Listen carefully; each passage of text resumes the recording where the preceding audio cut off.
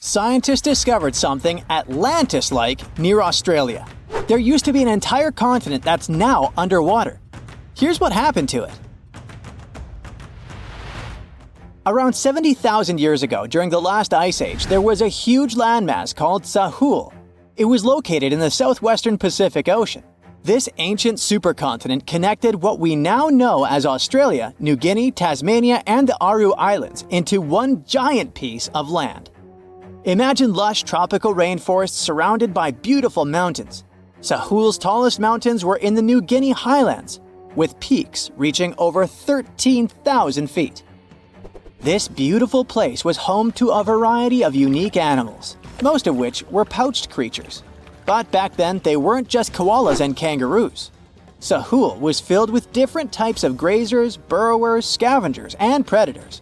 It was home to a huge diprotodon, a powerful hunter Thiosolio, and a horrifying Megalania, a creature that's much larger than any living lizard today. It was a unique place because the rest of the world was filled with placental animals at the time, like wolves, elephants, and humans. In Sahul, the only normal mammals were bats and rodents. But not all its parts were the same. The Timor, Arafura, and Carpentaria regions were covered by hot savanna and dry forests. It looked kinda like modern Australia, hot air deserts with scrubland, steppe, and temperate forests along the eastern coast. Back then, people were migrating all across the world. They made an incredible journey from Southeast Asia to Sahul and first arrived here from 60 to 45,000 years ago. They mostly traveled by foot and crossed the sea using bamboo rafts and simple boats. They came there from an ancient landmass called Sunda, which includes parts of Southeast Asia. They traveled across a series of islands known as Wallachia and eventually spread across Sahul. And it wasn't a small journey. Sahul was huge, around 4.1 million square miles. That's bigger than the USA or Canada. It stretched from the equator to around the southern part of New Zealand. So they arrived in what is now Australia and became Australia's first people. Scientists think that Sahul had a population of 500,000. We've discovered cave paintings that date back around 40,000 years. It's a hunting scene depicting an anoa, or miniature buffalo, facing figures of humans and animals. Researchers are trying to figure out how these early settlers moved across Sahul and where we might find archaeological evidence of their journey. To do this, they created a landscape evolution model. The simulation showed how Sahul changed between 75,000 and 35,000 years ago. It showed potential migration routes and archaeological sites. Humans likely traveled along coastlines and rivers. But how did Sahul get submerged off the coast of Australia, similar to the mythical Atlantis? During the last ice age, much of the Earth's water was locked up in large ice sheets and glaciers. The sea levels were much lower than they are today. After that, the global temperatures increased. The ice sheets melted and the sea levels rose, flooding the land bridges that once connected different parts of Sahul together.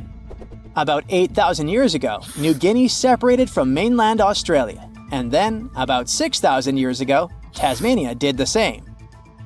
We still can explore the underwater parts of Sahul thanks to new technology. Divers explore and collect samples directly from the ocean floor.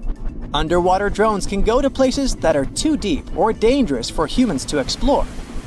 And with sonar mapping, scientists use sound waves to create maps of the ocean floor. It's like using an echo to see what's underwater. The sound waves bounce off the seabed and come back, helping us create a picture of what it looks like. Deep underwater, archaeologists have found stone tools and other artifacts. They also discovered fossils of animals like Diprotodon and Thylasolio. By studying the underwater terrain of Sahul, they learned about the ancient rivers, lakes, and coastlines that existed during the Ice Age. But Sahul isn't the only underwater continent. Sahul isn't the only hidden gem of Southeast Asia. Take Sundaland, a place made up of Sumatra, Java, Borneo, and some other islands. This place was crazy huge during the Ice Age, but now almost fully underwater. Almost, but not entirely. The parts above the ocean are teeming with life. If you like birds, check this place out. It has almost a fifth of the world's bird species. You can spot colorful birds like the Java hawk eagle and the Bali starling among the lush forests. It's also a home to a fourth of Earth's fish species. Sundaland's waters are a haven for marine life, even the most exotic animals like the Asian arowanas.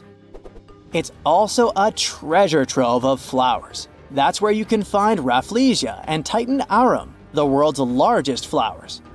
This makes it very similar to Zealandia. Zealandia is a long, narrow piece of land about half the size of Australia. It broke from Antarctica about 100 million years ago. Just like Sundaland, it isn't fully underwater. 7% of it stayed above sea level. This sticking out little piece is what we now call New Zealand, along with Stewart Island and some smaller islands. These pieces of Zealandia are lush and warm. They're packed with volcanoes, mountain ranges, beautiful natural geysers, and hot springs.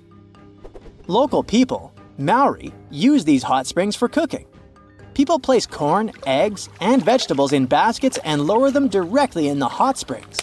Sometimes they cook food in a pit oven using heated rocks. Another hidden world is known as Argoland.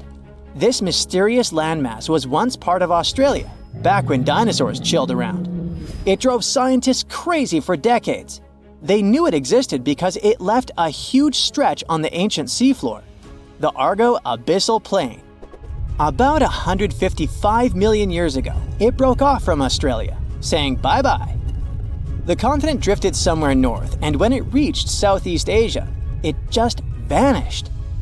Scientists had no idea where it went, but recently, they finally found its remains. Turns out, poor Argoland's lower parts started drowning into the Sunda Trench, a horrifyingly deep oceanic pit. The Earth's crust sunk into the mantle. Meanwhile, the upper parts of Argoland were pushed upward, grabbing the younger rocks on land. Because of this, Argoland broke apart into a bunch of smaller pieces. These pieces formed parts of Borneo, Java, Sulawesi, and other regions. The remains are buried under Indonesia and Myanmar. Imagine a colossal landmass the size of Greenland, Greater Adria. Its journey began about 240 million years ago when it broke away from the supercontinent Gondwana. It started moving north, and after 100 million years of enjoying the warm seas, it suddenly crashed into Europe and shattered into pieces. Most of these pieces went deep into the Earth's mantle, but some were scraped off and became part of mountain ranges like the Alps. Today, the remnants of Greater Adria are scattered across more than 30 countries, from Spain to Iran. That's why they're hard to look for. Seychelles was also once part of Gondwana. Yep, these idyllic islands are sitting atop of the ancient continent. We know a lot about it because of its fascinating granite outcrops. 100 years ago, Alfred Wegener discovered continental drift, but no one believed him. These granite outcrops helped him prove that he's not crazy and that tectonic plates really are moving. The Seychelles broke off from India and Madagascar and eventually became a sad loner in the Indian Ocean. This probably happened because of some insanely active volcanoes in the Deccan Traps. But now, the islands are home to unique species both on land and in the coral reefs nearby. Mauritius broke off from India after the dinosaur wiping. Along its journey, it stretched into a long ribbon-like shape and also broke into pieces. Now it's all scattered beneath the Indian Ocean. Scientists stumbled upon this lost land by studying tiny ancient crystals called zircons. These zircons are like time capsules. They date back an astonishing 660 million to 2 billion years. That's even older than Mauritius itself. These ancient crystals hinted that there's another Atlantis somewhere nearby. Turns out there are hidden continents all around the world, and maybe we'll discover more of them in the future. The Azores are 9 islands in the Atlantic Ocean, sitting about a third of the way from Europe to North America. A history textbook will tell you that the Portuguese explorers discovered this beautiful archipelago in the 15th century. Until then, they were uninhabited. The island still belonged to Portugal, so there seems to be no controversy or mystery here, except for the fact that some researchers think the Azores were home to an ancient civilization from thousands of years ago. Others support the idea that the famous Atlantis itself was here. In 2010, archaeologists announced that they found some structures on the islands which looked like they were from the Stone Age. If that's true, it would mean that there was a civilization back then which was advanced enough to travel this far and settle on the remote islands. A special scientific commission studied the matter and concluded that those structures were natural rock formations or had a more modern origin. So the first settlers were supposed to have been the Portuguese. It didn't stop some enthusiastic scientists from further research. They analyzed the DNA of mice from the Azores and found that it had the same genetic characteristics as house mice from Northern Europe. The little rodents couldn't have sailed this far without humans, so it looks like the first people had arrived at the Azores before the Portuguese. And the plot thickens. Dr. Felix Rodriguez, who works at the University of the Azores, is determined to find out exactly when it happened. He's studying the megalithic structures found in the Azores. Similar structures found in Western Europe and the Mediterranean date back to the Neolithic age. According to Dr. Rodriguez, the oldest findings are from 4,200 years ago. It's not clear when civilizations left them. The professor identified 7 megalithic structures in one complex as dolmens for the deceased. The cavities are all cylindrical in shape and definitely don't look like a natural formation.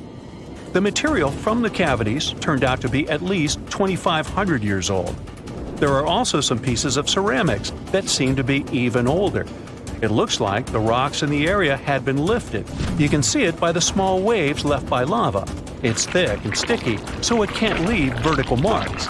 Someone must have moved the rock from its horizontal position. Another interesting finding is some stone anchors with holes found by the sea. Similar ones were used in the Mediterranean and on the Atlantic coast of Europe, dating back to 1000 and 2000 BCE. The 15th century Portuguese were advanced sailors and never used stone anchors, only metal ones. The scientists also managed to find a structure built right in the volcanic top. It looks somewhat similar to the ones built in the Mediterranean that are at least 2,000 years old. These structures are called columbariums and were used to store the ashes of the deceased. They also found something resembling an oven next to it, so they could be a part of one complex. There's also a basin in the middle, and it's not the only one on the island. It looks like they had a special meaning to their builders. There are channels around the construction.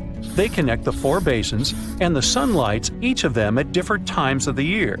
It was all carefully planned, as they were lit the brightest during winter and summer solstices and autumn and spring equinoxes. The water passed through all the basins and went directly into the sea. It could have been a purifying ritual. Now, some people are skeptical about the findings and believe they're all parts of a fortress from the 16th century.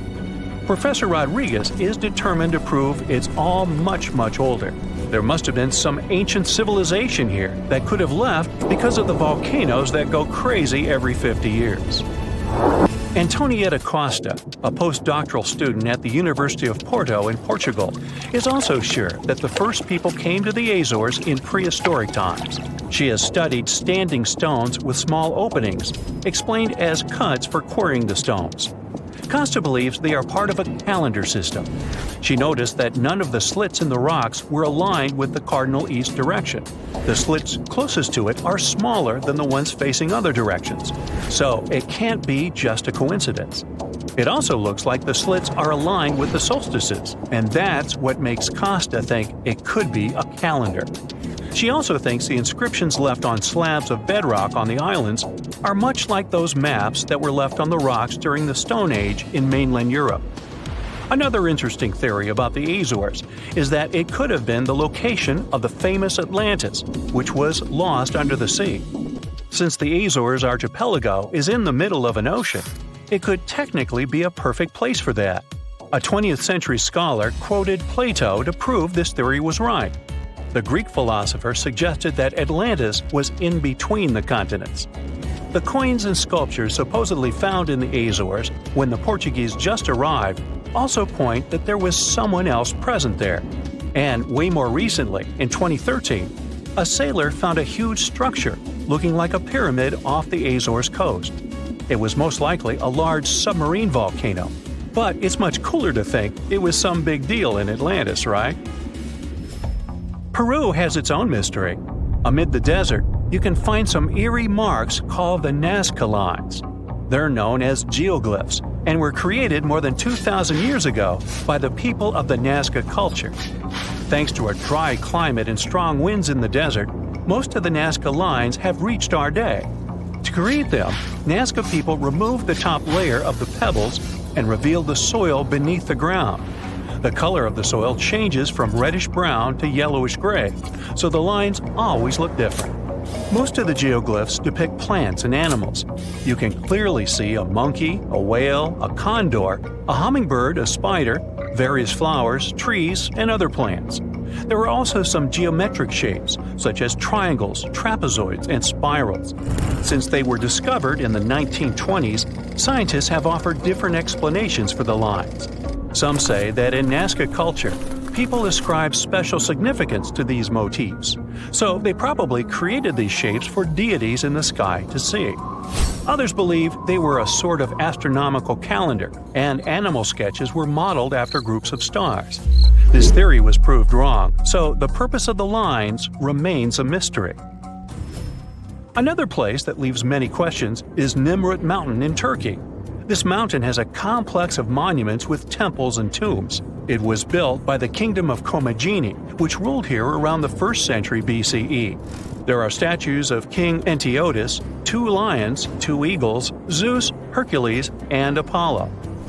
Archaeologists found the ruins of this complex at the end of the 19th century.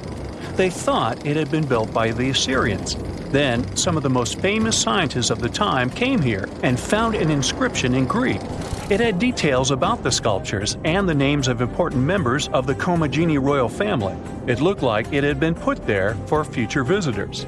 The scientists established that the statues used to be full-size figures. Changes in temperature, strong winds, snow, and the bright sun didn't leave them a chance to last in all their original glory.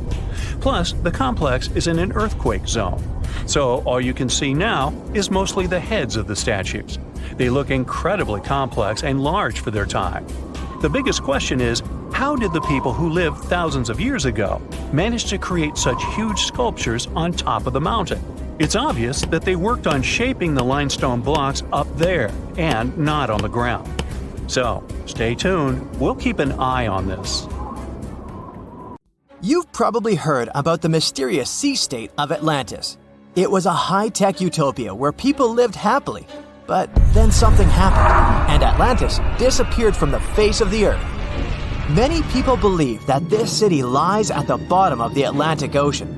But what if we've been looking in the wrong place all this time? What if it's somewhere different from where they're trying to find it? What if all this time Atlantis was in the middle of the Sahara Desert? Well, this unexpected theory has some evidence, but to study this version, you first need to understand what Atlantis was and how we got to know about it. The very first mention of the mysterious city was in 360 BCE. Ancient philosopher Plato wrote about Atlantis.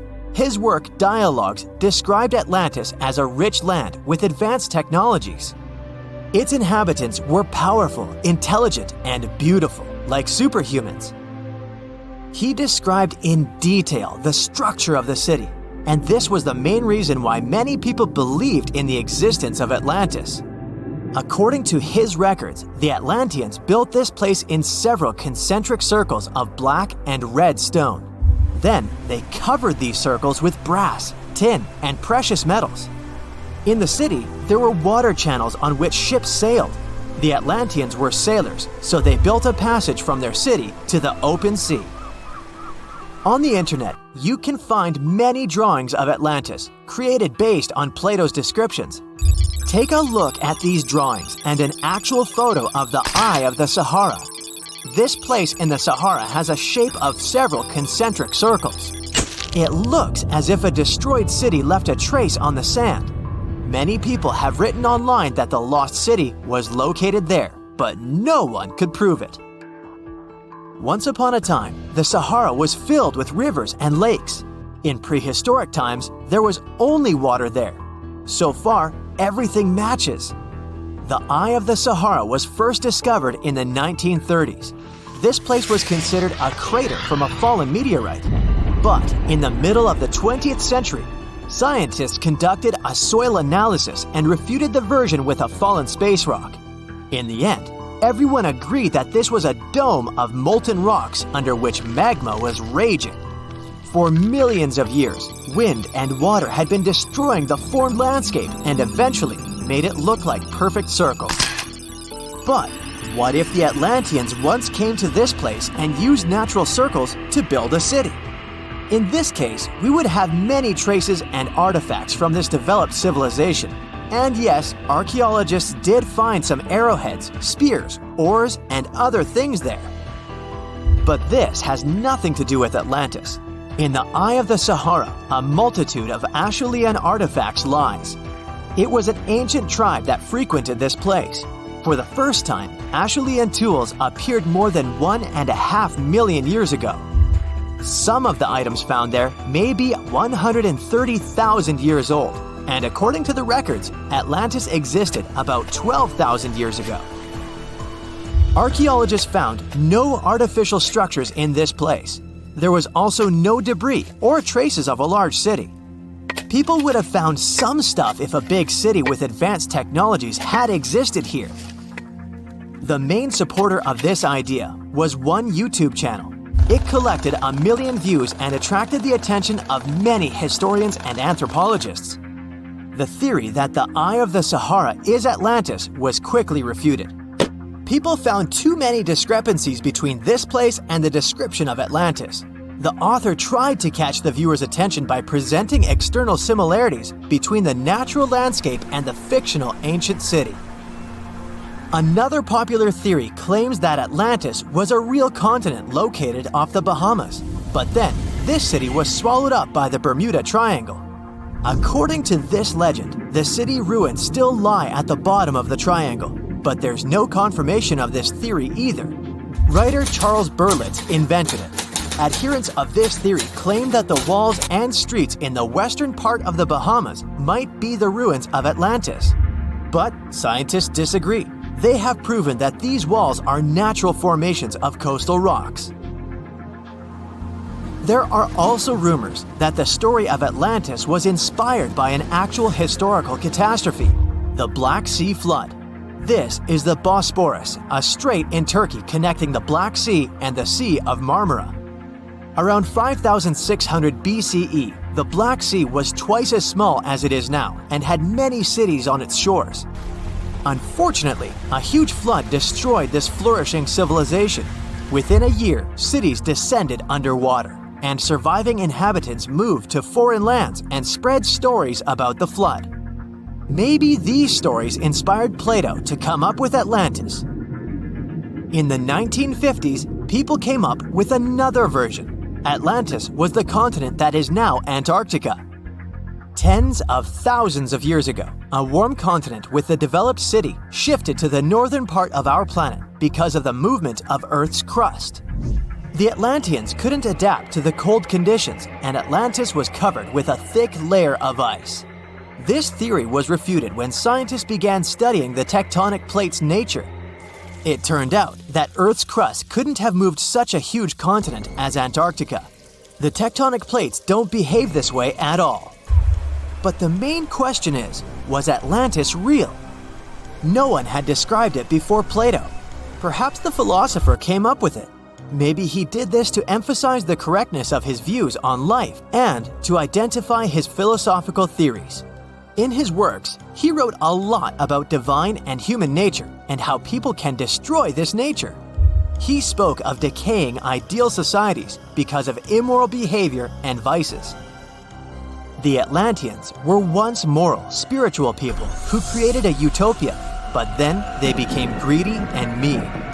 They destroyed their inner nature, and for this, they had to witness the destruction of their city. One night, fires and earthquakes hit Atlantis and plunged the city into the sea. The higher powers punished people for their immoral behavior, and Plato also wanted everyone to be afraid of moral decay. But judging by the descriptions of the earthquakes and fire, it may seem that Atlantis was destroyed by a volcanic eruption, as it was with the ancient Roman city of Pompeii. And such destructions have happened pretty often throughout history. Natural disasters ruined many developed cities. One of the most famous cases occurred in 1100 BCE in the Mediterranean Sea, when a volcanic eruption destroyed the highly developed Minoan society. The Minoan society existed for about 2,000 years. These people mostly lived on the islands of Crete and Santorini, located north of Crete. The Minoans had beautiful houses, a sewage system, and a developed economy. They were engaged in agriculture, grew fruits and vegetables, painted frescoes, and made jewelry. They were the first people to found the thalassocracy, an empire based on the sea. They lived off of fishing, piracy, and maritime trade. At the time, they performed cruel rituals, and their way of life was far from moral. They were used to earthquakes on the island of Santorini, so they reinforced the walls of the city with wooden beams, but they didn't know what a volcanic eruption was. And when the sulfur smell appeared in the air, they didn't suspect the impending catastrophe. When the volcano spilled out tons of lava and ash, all the residents of Santorini abandoned their homes and tried to escape, but they couldn't. The eruption and earthquake triggered a tsunami. A large wave flooded the coastal part of the island of Crete. This hit the economy of the Minoans hard and destroyed their port harbor. Then, foreigners attacked Crete and finally destroyed the developed civilization. Some historians think that Plato could have referred to the Minoan Empire when describing Atlantis. Using their example, he showed how immoral actions could destroy people.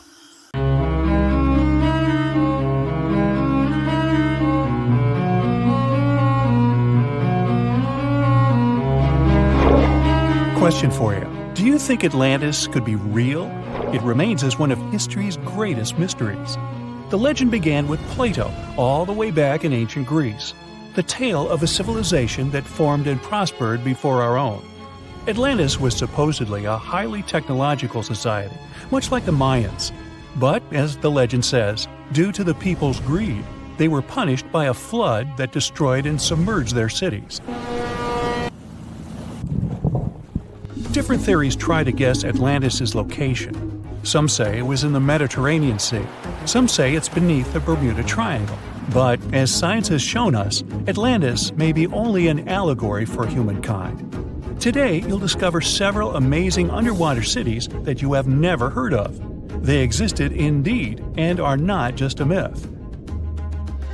We're taking you on an excursion to the underwater city of Baia, which is on the coast of Italy. Known as the Las Vegas of the Roman Empire, Baia was a resort city. The Roman elite traveled there for recreation. Imagine an open-air spa. That was Baia.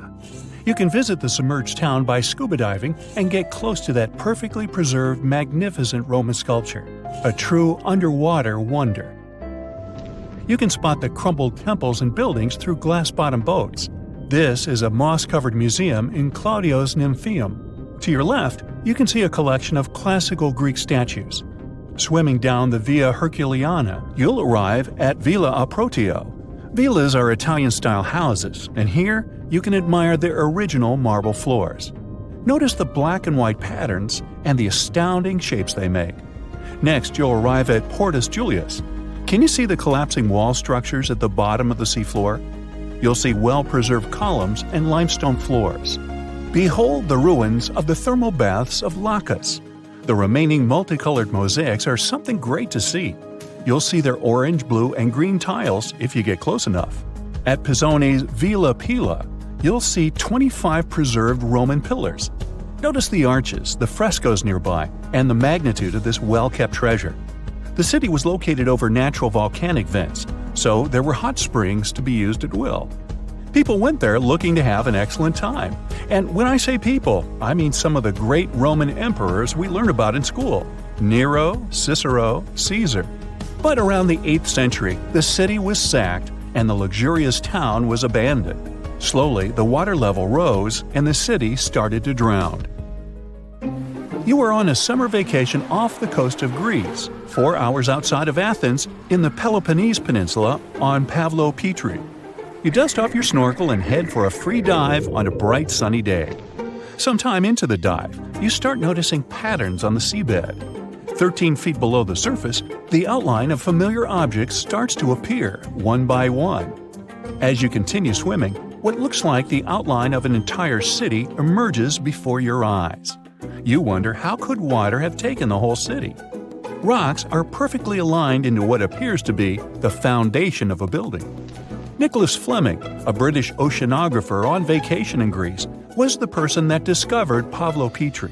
He was documenting the seafloor artifacts. The team found the site filled with pots, storage vessels, and tools.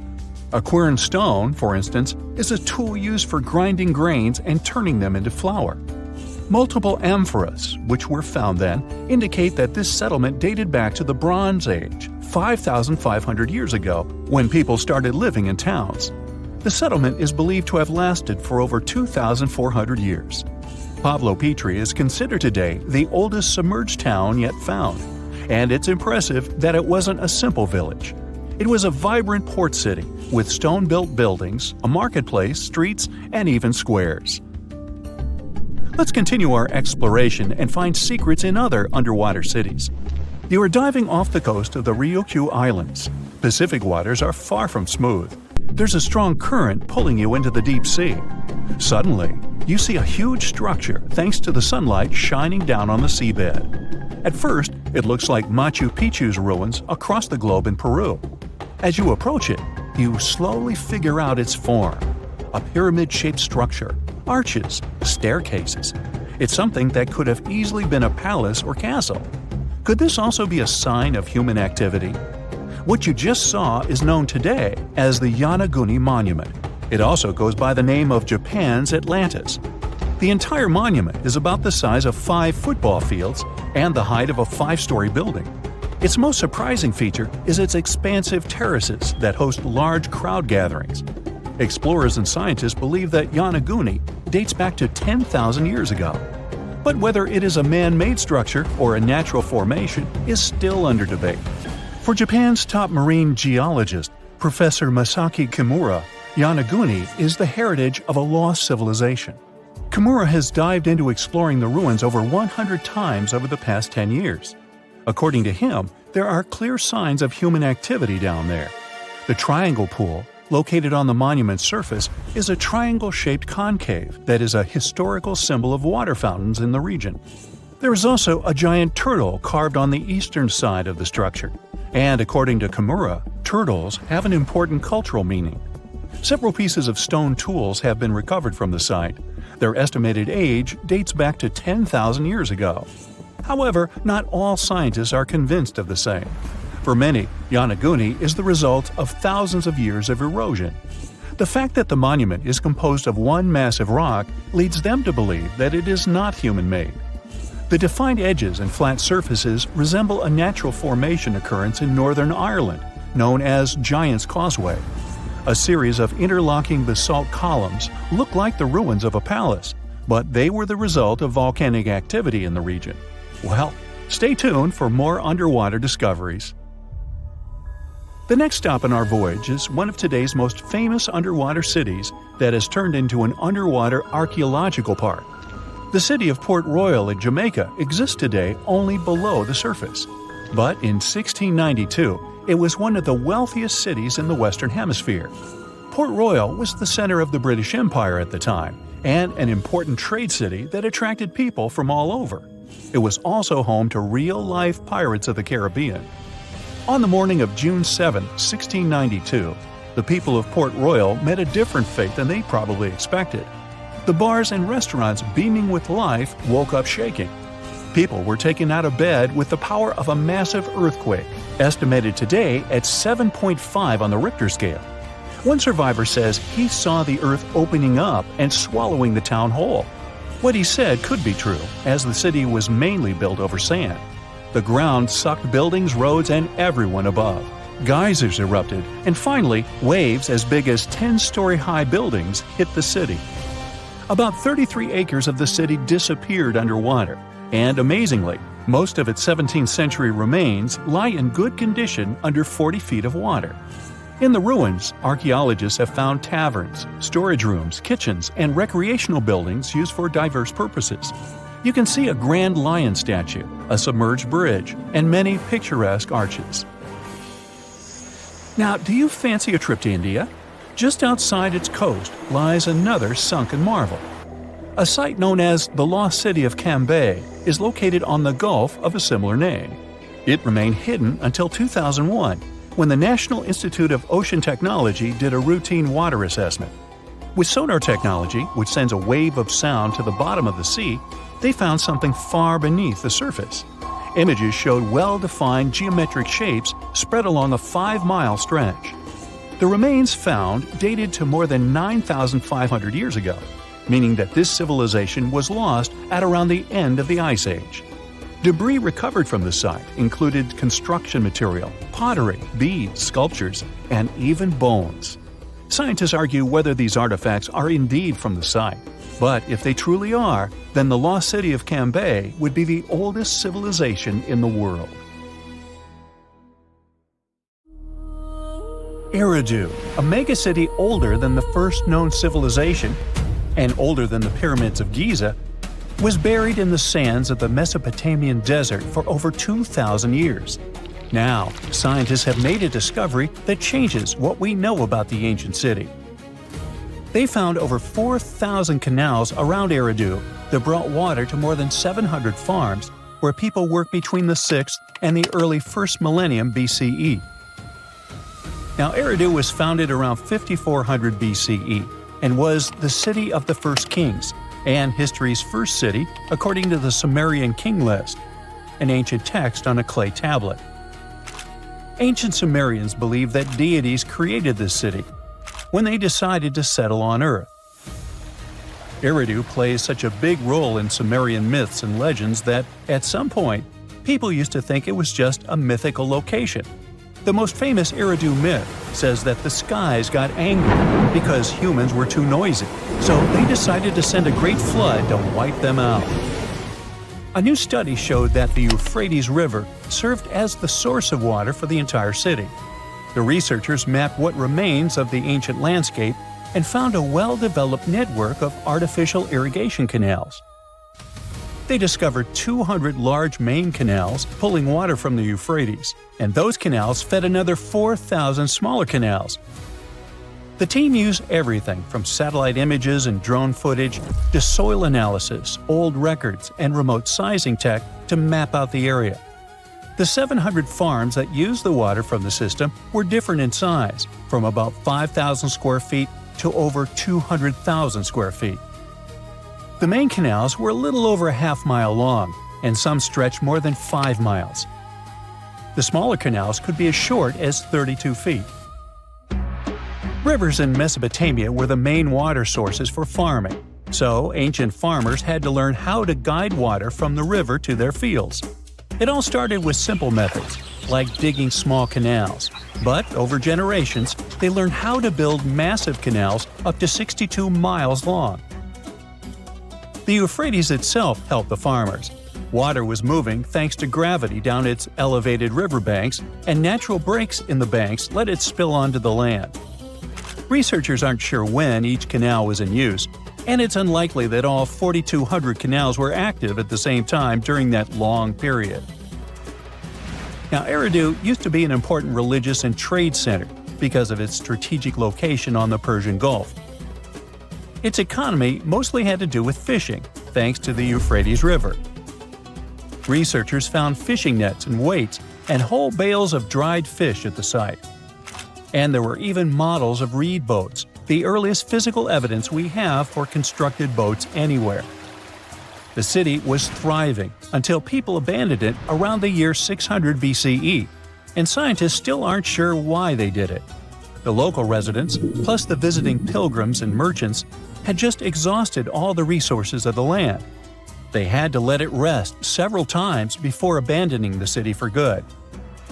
It happened when the Euphrates changed its course, and they lost their main source of water. Now, many centuries later, in 1854, a British official was on a mission to this area to check out a remote place that had a bunch of mounds called tells, which are piles of debris left behind by ancient human settlements. At first, Taylor wasn't impressed. He had been hoping to find something big, maybe statues, ancient writing, or ruins of palaces and temples. But with the brief time he had, all he found were things like walls, drains, stone platforms, and pieces of limestone columns decorated with tiny mosaic cones. But he didn't know that these boring mounds were hiding one of the oldest cities on Earth, Eridu. The people at the British Museum got interested in the finding, but the first full-scale excavations took place here only around a century later. The local Iraqi authorities got really interested in the excavations as they were hoping to find more about the earliest days of Mesopotamian history. So they focused on Mound 1, a massive tell as tall as an 8-story building. Soon they uncovered part of an unfinished step pyramid from the end of the 3rd millennium BCE. As they dug deeper, they found layers of human life going back in time. There were levels from the Uruk period, and even remains from a time before the Sumerians called proto-history. In those lower layers, they discovered multiple rebuilds of the Temple of Enki, the city's main deity. People rebuilt this temple again and again for over 2,000 years. Every time the temple collapsed, they built a new one right on top. Each new version of the temple was bigger and more impressive than the last. From the middle of the 4th millennium BCE, these temple buildings became massive, more advanced than anything else humans had built up to that point. The city in Eridu was also becoming more complex, with clear social classes. Eventually, they stopped rebuilding the temple and put up a step pyramid on top of the ruins. Even though Eridu faded, it likely stayed important as a religious site.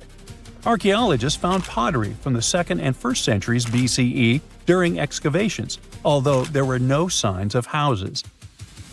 The Sumerians were an innovative civilization, as you can tell. By 1500 BCE, they invented the cedar plow, a tool that let farmers plow and plant seeds at the same time, using animals like oxen to pull it. This gear even came with instructions. The Sumerian Farmer's Almanac gave farmers advice on how to grow more crops with proper tilling and irrigation.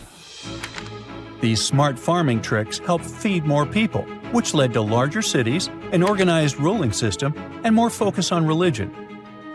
And as their cities expanded, so did their work in writing, math, and spiritual life. 5,000 years ago, the Sumerians had already produced cuneiform, one of the first writing systems in history. So another recent find from the same part of the world proves that bureaucracy existed already 4,000 years ago. Archaeologists found ancient administrative tablets in another ancient Sumerian city. These clay tablets are the oldest solid proof we have of the world's first empire, the Akkadian Empire. The tablets were inside a state archive building made of mud bricks, which had different rooms that acted like offices. Now, before this discovery, archaeologists didn't really understand how the first known empire in the world, the Akkadian Empire, worked behind the scenes. But now, thanks to the recent Gerso excavations, we have the first real and unambiguous evidence of the empire's administrative system. They tracked everything – deliveries, spending, and inventory, from fish to sheep to grains, fabric, and even gems. The tablets also include population records, with names and jobs of men, women, and kids, an ancient version of a census. From these records, scientists found out that women played a key role in Akkadian society. Some women had powerful positions, like high priestesses. The tablets also show a wide range of jobs, from skilled workers like stonecutters to people with simpler roles like temple floor sweepers. Some even included building blueprints, field layouts, and canal maps, proving that the empire had serious organization and planning. Eventually, the city rebelled and gained its independence, and the Akkadian Empire's 150-year rule ended. Now, researchers are carefully cleaning and translating the tablets to fully understand what they say. These new finds will replace older incomplete ideas about the empire and give us a way more accurate picture of how Akkadian power and the ruling system actually worked. Ever since Plato wrote about the allegory of Atlantis, humanity has been fascinated with the possibility of the discovery of a thriving underwater civilization. Fancy joining me on a trip to a few historic underwater sites?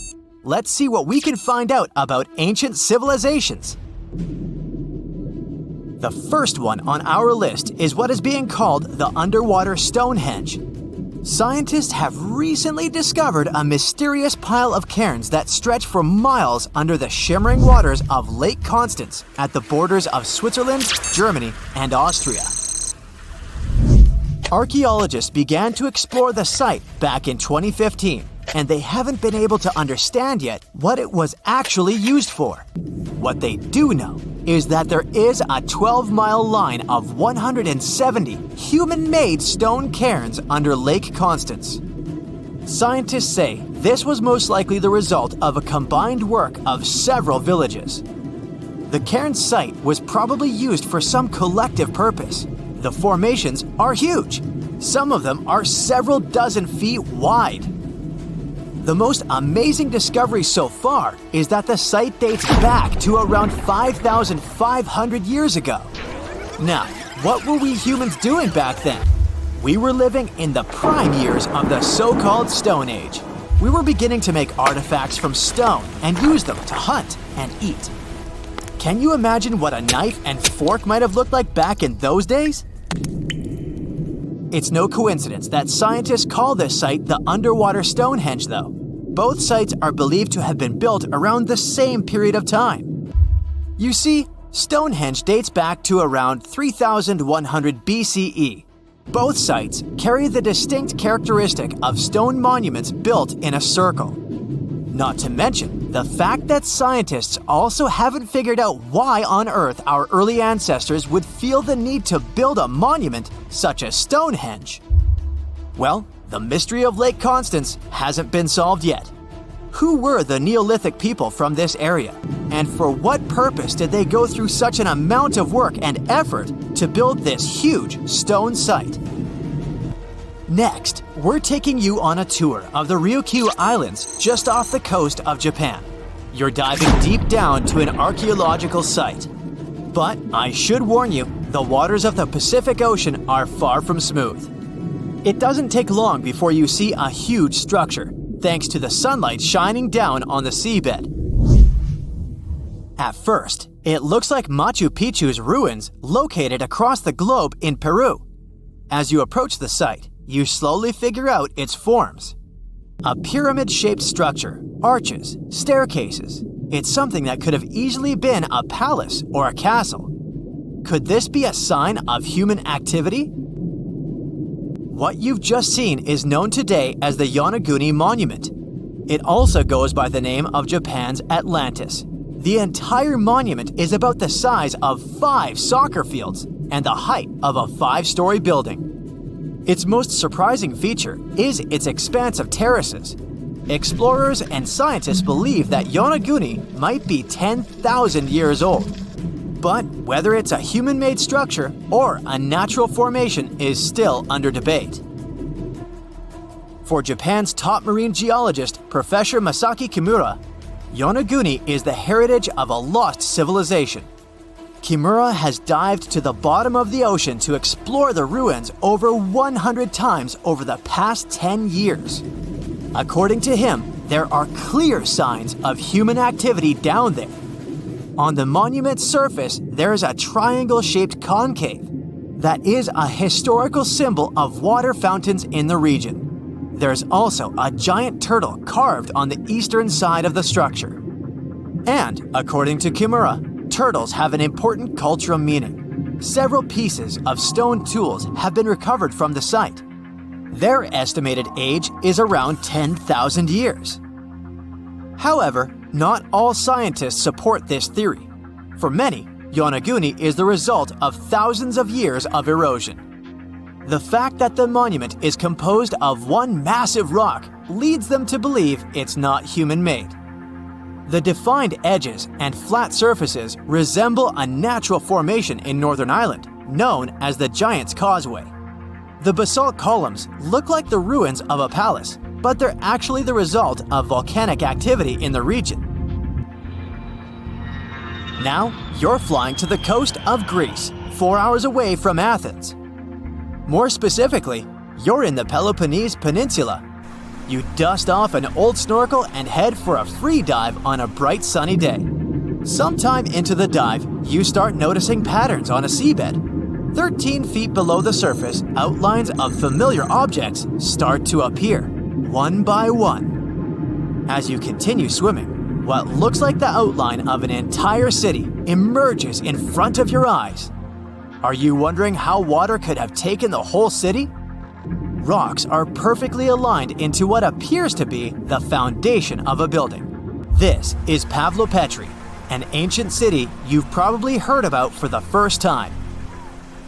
It was discovered by Nicholas Fleming, a British oceanographer, when he was on vacation in Greece.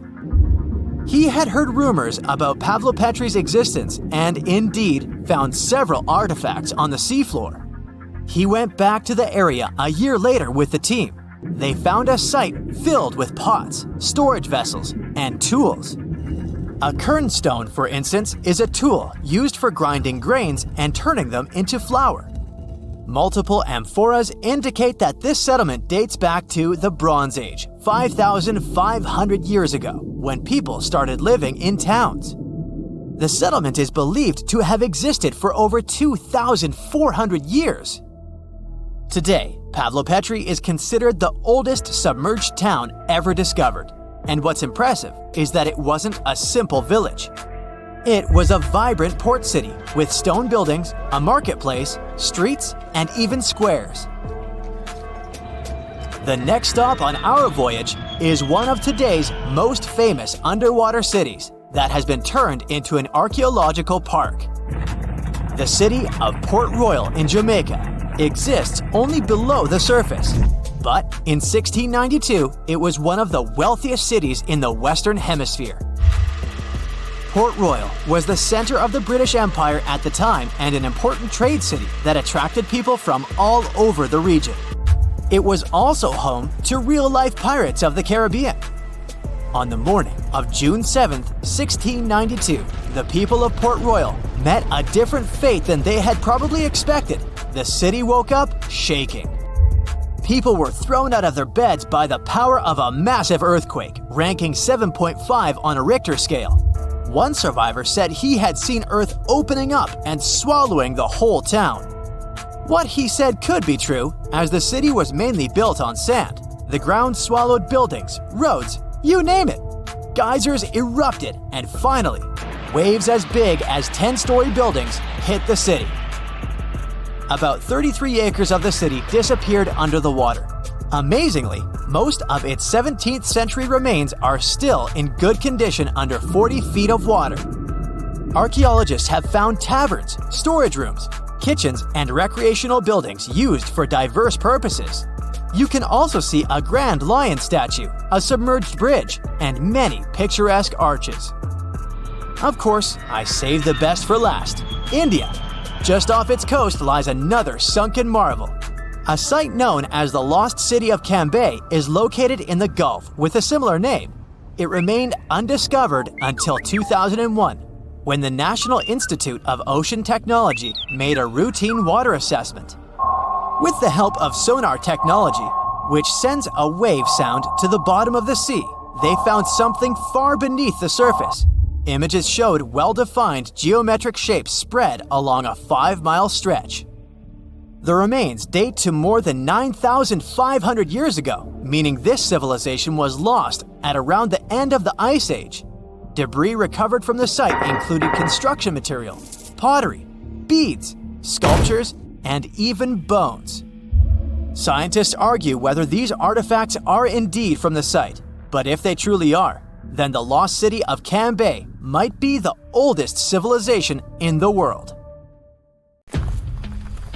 They finally did it. After 300 years of searching, archaeologists pinned down the location of the lost land of the white jaguar, the city of Maya hidden in the wild jungles of Mexico. It all kicked off back in the 1500s with the Lacandon Maya. These guys were some super tough survivors who just didn't quit. When their main capital, Lacamtun, fell to the Spanish in 1586, most people would have called it game over. But not the Lacandon. Nope, they packed up, headed deeper into the rainforest, and built their last stronghold, Sacbalan. It was a hidden fortress of stone temples, twisty jungle trails, and howler monkeys acting like noisy little guards. For over 100 years, the Lacandon managed to keep their traditions alive there, far from European control. Then, in 1695, history came crashing in. A Spanish friar named Diego de Ribas stumbled into Sacbalan. And yeah, that was basically the beginning of the end. Soon after, the Spanish took over. By 1721, the Maya had abandoned Sacbalan. The jungle didn't waste time.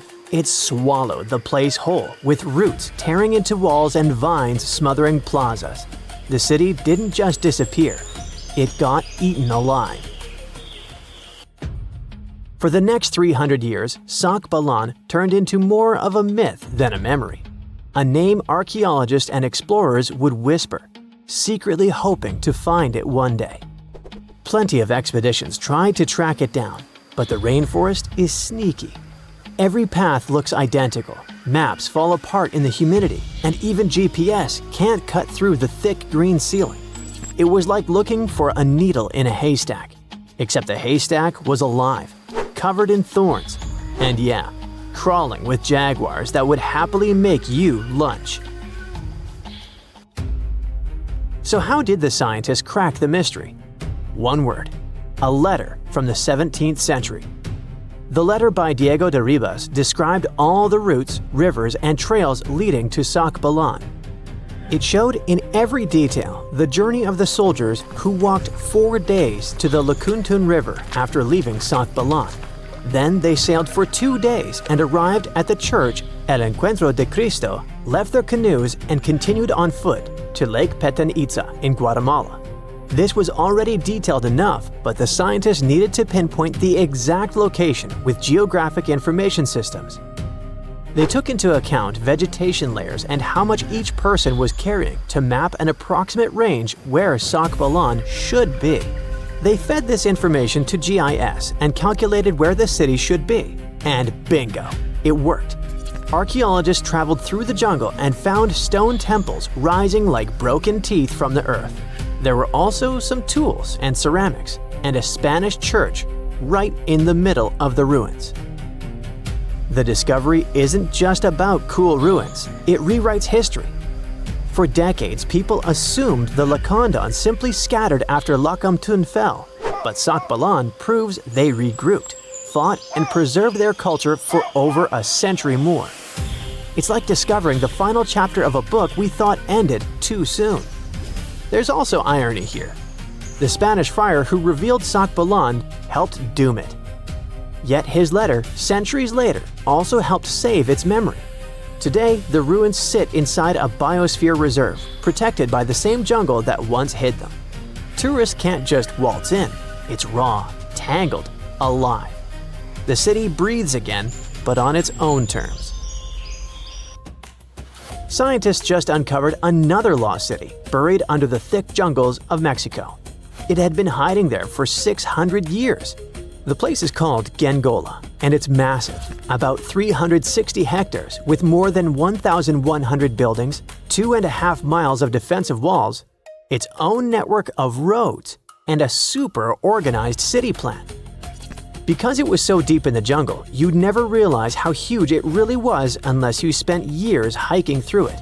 But modern tech swooped in to save the day, using LiDAR, a kind of laser scanning tool.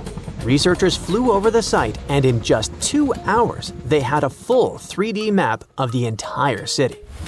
Gengola was built sometime between 1350 and 1521, back in pre-Columbian times, and it used to be buzzing with life. It was a major hub for the Zapotec people, who had been around in the region since about 600 BCE. Families there lived in homes with big central patios surrounded by rooms, and as they got new members, they just add more rooms and stretch their houses out. They even used the mountains around them as natural walls and channeled mountain water for drainage. A lot of their buildings are still standing, which is wild considering how much time has passed.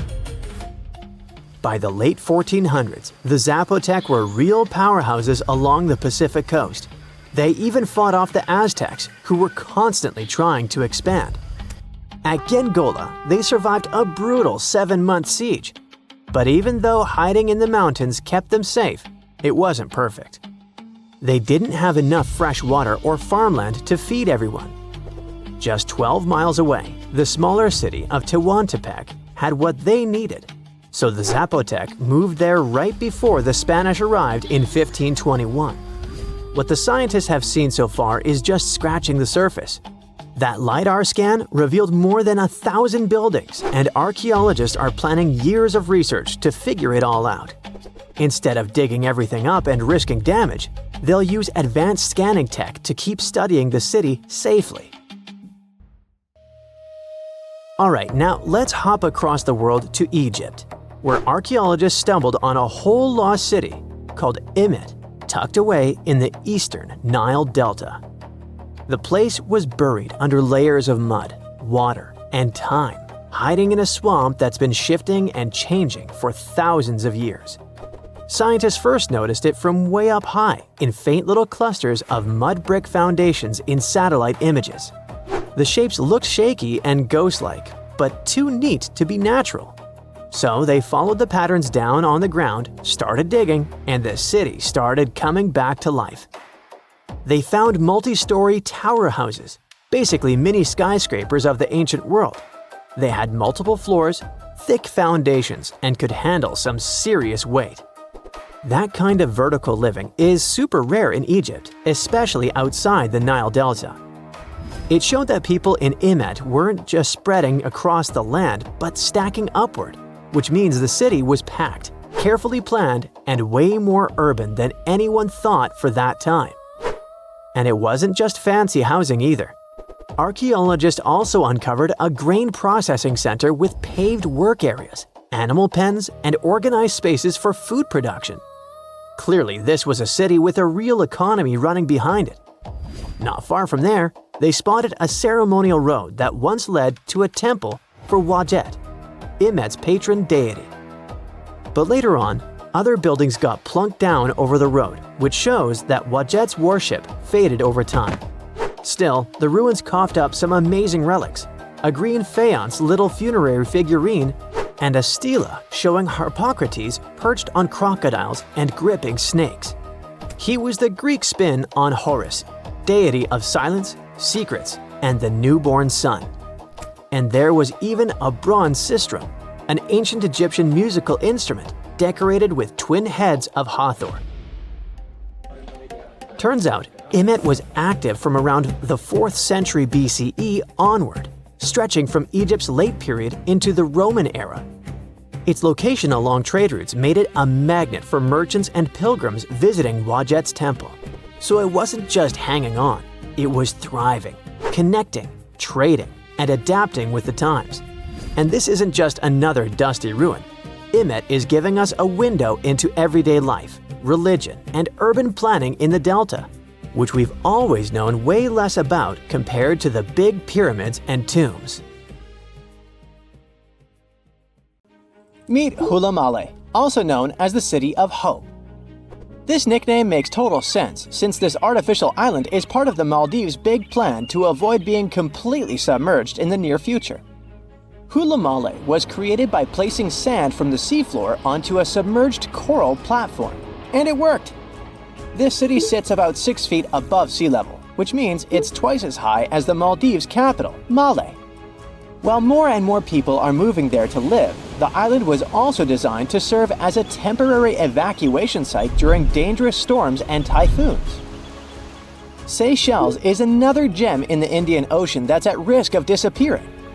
Unfortunately, coastal flooding is becoming a common issue there, especially during spring tides and heavy rainfall.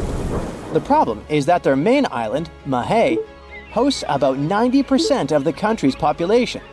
Along the coast, it's only about 6 feet above sea level. Fiji is the third tropical paradise on our list, and it's also a top pick for travelers. But this nation is in a tough spot, since it's located right in the middle of the Pacific Ocean, where huge storms can really turn things into chaos. Take Cyclone Winston. It hit Fiji back in 2016 and ended up costing them over $1 billion in damage. So one thing they're doing to protect themselves is planting mangroves along the coast and preserving the ones that already exist. These trees are awesome since they help reduce wind speed during cyclone emergencies and also combat erosion by trapping sediments. Egypt might be in trouble too. I mean, it's not like the whole country is going to be underwater and we'll only see the tips of the pyramids in a few years. But things could really change for them as coastal cities are facing a serious risk. Take Alexandria, for instance. 45% of its population already lives below sea level. If the city is flooded, not only will everyone have to move, but Egypt in general will suffer a major impact on its fish production.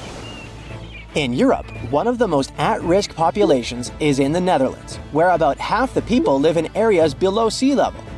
In the future, planning a romantic gesture with tulips for your girlfriend could become an impossible mission. The Netherlands is responsible for 2/3 of the world's tulip production. So if fields are taken over by saltwater, it's game over for the blooms. But the good news is that the Dutch have centuries of experience dealing with water, so knowing how to work with storm barriers and seawalls can prevent them from a doomsday scenario. The risks of rising sea levels probably aren't higher anywhere else than here in Tuvalu. This island chain, located halfway between Australia and Hawaii, could be the first state to become uninhabitable. Its stunning land is only about 9 feet above sea level. And just by looking at it on the map, you can see how narrow it is. In fact, the narrowest part in Fongafale is only about 65 feet wide. So even before higher tides become a real problem, the country's limited farmland could be flooded with saltwater. The next country on our list is the Philippines. This archipelago in Southeast Asia boasts some of the most stunning scenery, but it faces the risk of flooding for 2 reasons. First, due to rising sea levels, and second, because of crazy, unpredictable weather. Since 1990, events like cyclones, earthquakes, and tsunamis have cost the country over $20 billion. Have you ever heard of Vanuatu? This chain of islands, spread out between Australia and Fiji, could be flooded soon. Vanuatu was one of the first Pacific nations to relocate an entire community to a safer spot. Back in 2005, residents living in risky coastal areas of the northern island of Tegua moved to higher ground. Next up, the Marshall Islands, a country located in the Central Pacific. Studies show that 40% of the buildings in the capital city, Majuro, could end up underwater in the future. But this country isn't throwing in the towel just yet. They've got a game plan. They are fortifying the infrastructures of their low-lying airport, relocating key buildings to higher ground, and putting up seawalls on rural islands. Heading south, we've got Nauru. This is actually one of the smallest countries in the world, covering just 8.1 square miles. Today, it's home to 10,000 people, but it's on the brink of becoming uninhabitable. Water levels are rising about 3 times faster there than the global average. The Buada Lagoon sparks special concern since it's the only surface freshwater resource, and it's located only 16 feet above sea level. Our next stop in the Pacific Ocean is the Republic of Palau. Rising sea levels are no joke for them either, but protecting their crops, especially taro, is a priority at this moment. About halfway between Hawaii and New Zealand lies Samoa, and this country is dealing with a unique situation. Not only is the volume of water increasing there, but their land is also sinking. You see, a couple of strong earthquakes and tsunamis hit Samoa back in 2009. So as the crust bounces back to its original position, the overall land surface is actually going down. Because of this, their housing and main infrastructure could take a serious hit, especially since all their airports are along the coast.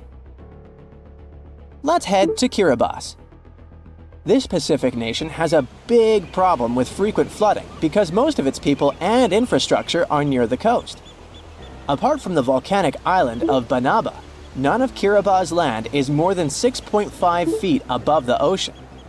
To tackle this situation and keep their population safe, they had this big idea of making a massive floating platform, kind of like the ones oil companies have. But the problem is that it would cost them a fortune, as the project is estimated to be around $2 billion. If visiting Vietnam is on your bucket list, you better hurry up. The top 10 things to do there mostly involve cruising to jaw-dropping spots like down to Ha Long Bay, also known as the Descending Dragons Bay. But by 2050, the surrounding land over there might be underwater. Another huge problem Vietnam is facing is that the main rice fields are getting salty. And if you're into Vietnamese food, you know how important rice is for them. Right now, they're especially concerned about the Mekong Delta region being vulnerable. After all, this is a highly fertile area responsible for most of Vietnam's agricultural output, with over 50% of it being, rice. This nation is really putting in the effort to adjust to this new reality. They're flushing the rice fields in the Mekong Delta with fresh water to get rid of the saltiness.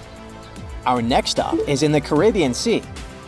Grenada is an island country, but you may know it as the Island of Spice, since its tropical climate is just perfect for cultivating things like nutmeg, cinnamon, cloves, and ginger. Unfortunately, Grenada and its incredible fertile soil also face an uncertain future of being submerged. Let's talk about the last country on our list, the Solomon Islands. 5 islands in this archipelago have already vanished beneath the waves, and 6 others are submerged by 20%. They include the Nusa Evili Island, which was once a hotspot to go to for a picnic in the early 2000s. Even though the situation is complicated, it's important to note that more than 300 of the islands there are inhabited. One thing about the Solomon Islands is that it seems like they're always in some kind of recovery mode, since the country often gets hit by tropical cyclones and flash floods. Their population is already working hard to save their homes from the rising seas by building stone walls along the coast, planting mangroves, and constructing houses in higher areas. Hey now, get ready to dive into the Sea of Mysteries, also known as the Black Sea. It is the largest inland body of water in the world, bigger than the entire state of California. It has dozens of lost ships and some secret underwater tunnels. And some people believe it's an ancient quarry that was mined out in 6 stages. The Black Sea has distinct vertical layers that don't mix, with higher and lower salinity. The salty water comes from the Mediterranean, and fresh water comes from rivers. 10 of the largest rivers in Europe flow into the Black Sea. It receives more fresh water from the rivers and rainfall than it loses from evaporation. The extra water flows through the Bosphorus into the Marmara Sea. There are 2 flows going through the straits. The upper flow leaves the Black Sea and takes surface water out of it. The bottom flow carries salt water from the Mediterranean to the Black Sea. That's why the upper layers of the Black Sea are less dense than its saltier lower layers. The oxygen that comes from the atmosphere and photosynthesis stays in the surface layers. Everything deeper than about 300 feet in the middle and up to 500 feet near the edge is not fit for life. Only certain bacteria can survive in these conditions. Although there's no air deep down in the Black Sea, the upper layer is home to around 750 species of phytoplankton. Eggs and larvae of fish and invertebrates chill in coastal regions. There are also 180 fish species in the Black Sea, and some of them are valuable, such as horse mackerel, spiny dogfish, and sprat. The water level in the Black Sea is always the same because there are no high or low tides, so the sea is always calm, quiet, and serene on the surface. But it has one surprise feature: an underwater river. It's a current of salty water flowing through the Bosphorus Strait and along the seabed. This amazing discovery was made by scientists from the University of Leeds and was announced in 2010. It's the first undersea river of its kind ever found. The river forms because salty water from the Mediterranean Sea spills through the Bosphorus Strait into the Black Sea, where the water is much less salty. The no-air zone of the sea is an ideal conservation chamber for what's hiding on its bottom. The Black Sea is like a treasure trove for shipwrecks, and we discovered it by accident. Some maritime archaeologists were studying sea levels to see how quickly the water levels rose after the last ice age, and they ran across over 40 previously unknown shipwrecks as a complete bonus. Researchers used 2 remotely operated vehicles to explore the seafloor and the wrecks. Thanks to it, we have a video and detailed 3D images of the ships that were stitched together from thousands of high-resolution photos. According to the New York Times, some of the standout discoveries among the 44 ships found include a medieval training vessel from the 13th or 14th century. Expedition members nicknamed another ship from the Ottoman Empire the Flower of the Black Sea for its beautiful petal carvings. The team also noticed unusual details on other ships, like coiled ropes, chisel marks, rudders, and other carvings. So far, they haven't announced any plans to excavate the shipwrecks, but the ships might be filled with historical treasures like books, parchments, and documents. It's worth a try to rescue them. The most extraordinary discovery in the Black Sea is what archaeologists believe to be the world's oldest intact shipwreck. It has been lying undisturbed for over 2,400 years. This ancient Greek vessel, 75 feet long, was found with its mast, rudders, and rowing benches all still in place, over a mile beneath the surface. Researchers believe the ship was a trading vessel, like those depicted on ancient Greek pottery, such as the Siren vase in the British Museum. This vase, or vase, dating from the same period, shows a vessel carrying Odysseus past the Sirens. The team took a small piece for carbon dating, and the results confirmed it as the oldest intact shipwreck known to humankind. The fact that it's so elaborate and well-preserved deserves a standing ovation for shipbuilders of the ancient world. Without microbes, worms, or other creatures to eat away the wrecks, it's no wonder the ships are in almost perfect condition. If the Titanic had sunk in these waters, we would have found it in a much better state now, not being eaten by nasty underwater microorganisms. Now, there's an interesting theory called the Black Sea Deluge hypothesis, which suggests a huge flood happened around 7,500 years ago. 2 geologists in the 1990s suggested that at the end of the last ice age, when the Earth's climate was heating up, ice sheets were melting and sea levels were rising. The Black Sea was a much smaller freshwater lake. It was separated from the Mediterranean Sea by a natural dam at the Bosphorus Strait. As global sea levels rose, the Mediterranean overflowed into the Black Sea basin. They suggest the sea level rose by 6 inches every day, flooded coastal settlements, and changed the environment for good. Samples from the Black Sea floor show a sudden shift from freshwater to marine species around that time, which means there was a rapid influx of salt water. Underwater surveys have also found what look like the old shorelines and human-made structures. So, people were living in areas now submerged by the Black Sea. Plus, the timing of this flood matches up with known patterns of human migration into Europe, Asia, and Africa. They also say this flood could be the terrible flood from the story of Noah's Ark. Critics of the deluge theory say the evidence isn't as straightforward as it seems. Some think the transition from freshwater to saltwater in the Black Sea was more gradual than one sudden flood. They're also debating if people left the settlements before they went underwater or as a result. An old chronicle that's been around for about a century says there were 2 underground tunnels starting in what is now Romania and Bulgaria and stretching all the way under the Black Sea to Turkey. Back in the day, peasants used these tunnels to move their flocks of sheep to the Ottoman Empire and countries on the Asia Minor Peninsula. Who built these tunnels and why they run under the sea is a complete mystery. At some point, The entrances to these tunnels were sealed off for national security and were under tight guard. The security forces knew all about these massive tunnels and kept them off limits. In the 1980s, a group of people working on the Danube-Black Sea Canal accidentally found another entrance to these mysterious tunnels. This one was in a cemetery in a town of Romania.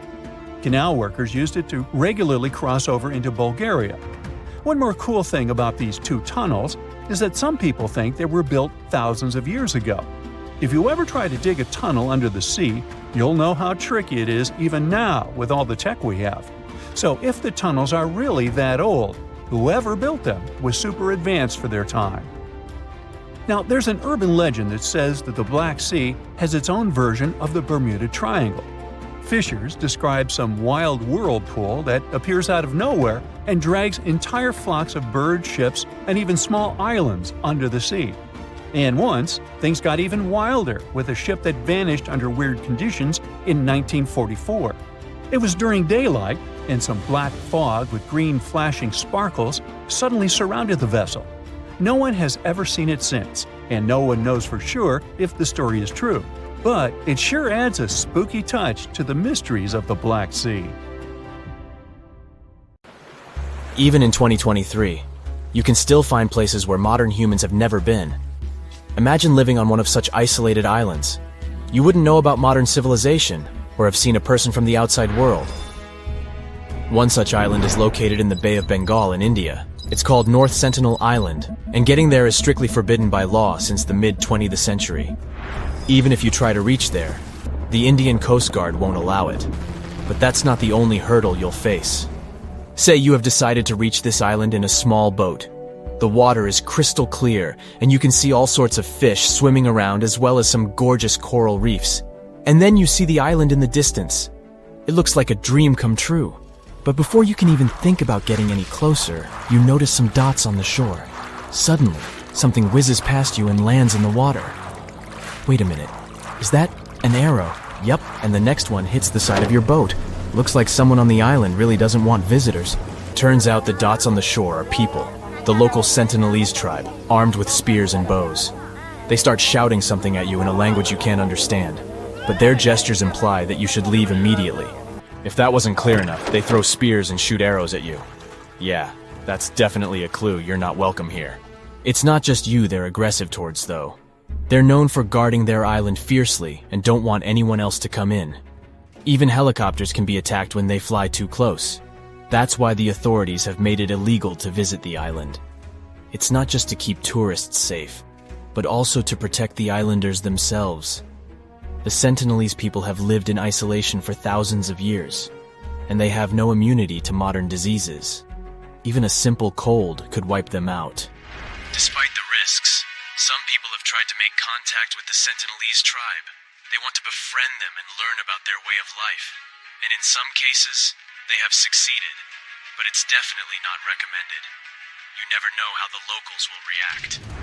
Interestingly, North Sentinel Island was visited by an officer named Maurice Vidal Portman in 1880. He found that the island was surrounded by coral reefs and limestone, and had fertile soil perfect for growing coconut palms. He spotted several villages on the island, but didn't approach the locals or explore the island further. Maybe he sensed that it was best to leave this paradise alone. In the past, researchers have attempted to establish friendly relationships with them by offering them fish as gifts, which the locals accepted, but still refused to allow any visitors to approach their home. Despite their complicated language, modern people were able to communicate with the islanders over several decades, and in 1991, one of the locals approached the boat that was carrying the gifts for the tribe and accepted them. In the same year, a group of locals even boarded the boat and took a bag of coconuts brought to them by a team of anthropologists. This was one of the last positive interactions with the tribe, as India's government has prohibited any interaction with the Sentinelese for their safety. There is another beautiful island located 25 miles off the coast of Brazil, which has a lighthouse that serves as evidence of modern humans' presence. However, there are no people on the island, and the Coast Guard occasionally check the lighthouse to ensure that no strangers have visited the place. People are not allowed to visit this island for their own good since it can be dangerous. So, what's wrong with Snake Island? The name will give you a hint. It's got like 4,000 snakes all over the place. Basically, 1 every 10 square feet. They slither on the ground and hang from the trees. And these are not just any snakes, but some of the most venomous in the world. They're called golden lanceheads, and they only live on this island. The snakes are so savage that they specialize on hunting birds that come here to rest during their long flights. The island used to be connected to Brazil, but it got separated by the sea about 10,000 years ago, and since then these snakes have ruled the roost.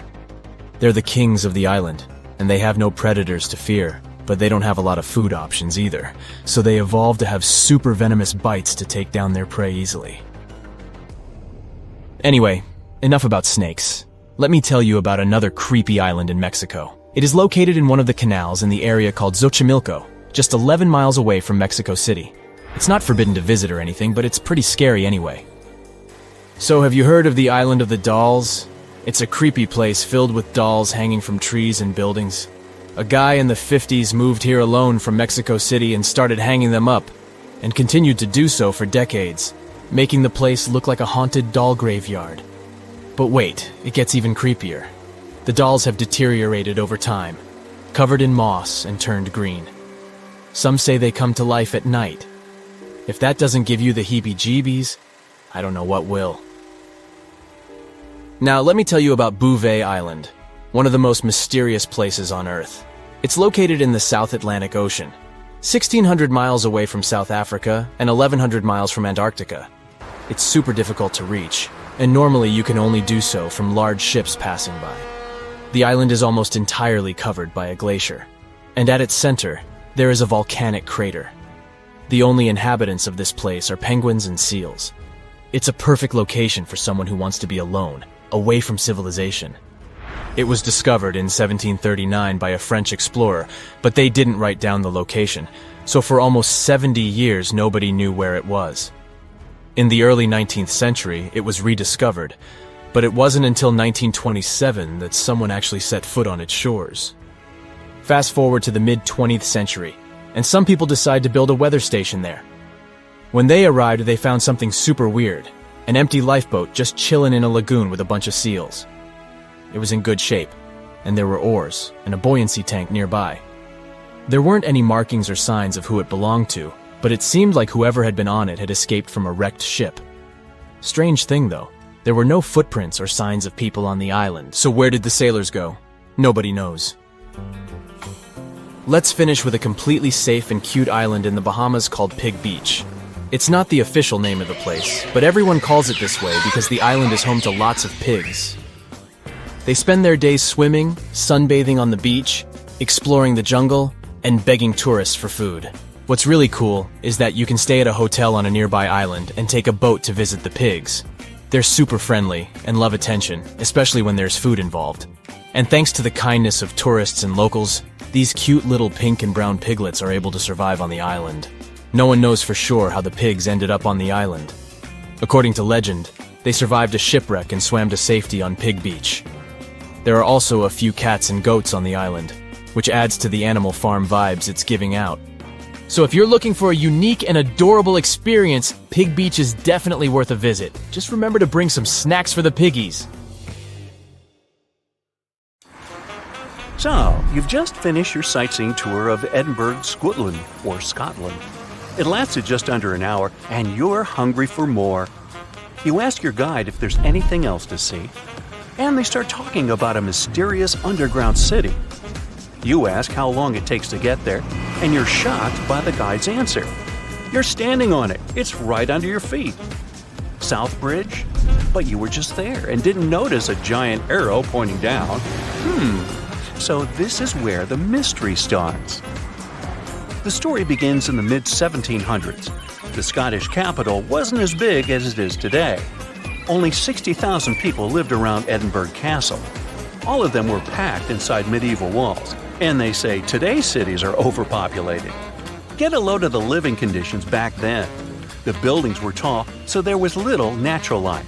Some houses had 14 stories. Cows walked the narrow winding streets, and livestock.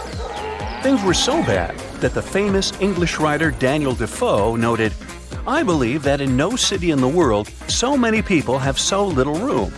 Yep, that's the guy who wrote Robinson Crusoe. Well, something just had to be done. The solution was to build 2 long bridges to the north and to the south of the city. The names they gave the bridges were more descriptive than colorful. The bridge to the north was completed first. In 1785, construction on the second bridge got underway. It was going to connect the main pedestrian street in the north with the university buildings in the south of Edinburgh. But don't think of this construction as a modern bridge over a river. It was more of a viaduct, a type of bridge that connects 2 hills across a valley. The word viaduct comes from Latin, as Romans were pioneers in building these structures. Their capital was built on 7 hills. And just to be copycats, Edinburgh also straddled 7 major hills. Only 2 are visible today because the city has been built up. Now, back in the 18th century, the construction of the South Bridge was a remarkable feat of engineering. It took the builders only 3 years to complete it. 19 stone arches spanned a chasm that was 31 feet at its deepest point, and the length over 1,000 feet. Impressive, even for today's standards. But what does a 2.5 centuries old viaduct have to do with an underground city? Well, it is the city. You see, they designed Southbridge to be hollow on the inside. As you walk along this street today, there is actually a huge human-made cave beneath your feet. The popular name for this set of chambers is the Edinburgh Vaults. But what was the purpose of this space? And is there something or someone there now? Well, let's take it one step at a time. The builder's original intention was for these vaults to serve as merchant shops. At first, it worked out fine. Merchants used a total of 120 vaults as shops and warehouses. There were workshops, cobblers, and taverns. But as time went by, a major design flaw came to light. The stone was leaking, and the vaults were damp all the time. There was even flooding. The builders forgot to waterproof the structure. The merchants feared the water would damage their precious goods. After just a couple of years, the first tenants started moving out. Once legal trade moved away from the vaults, the city's poor moved in. And not only them, but all sorts of shady characters. Historians don't know much about this period, since there are no written records. But even the squatters had to leave soon. If you couldn't do business in these vaults, how could you live in them? It was damp and cold, and there was no ventilation, sanitation, or natural light. It really stunk. Every real estate agent's worst nightmare. Just 30 years after their completion, the Southbridge vaults were abandoned once and for all. But at a street level, business was as usual. The officials decided to fill the vaults with rubble for security purposes. Buried and forgotten, the memory of a once teeming merchant quarter of Edinburgh slowly faded from people's minds. Now, this is where the story gets a bit weird. During the 1980s, a Scottish rugby player accidentally found a tunnel leading into the vaults. The athlete didn't waste any time and started excavating the vaults with the help of his son. Several tons of rubble, and a decade later, the Southbridge vaults have been restored to their former glory, so to speak. They were again dark and damp as they were back in the 1700s. There were many interesting finds in this underground city.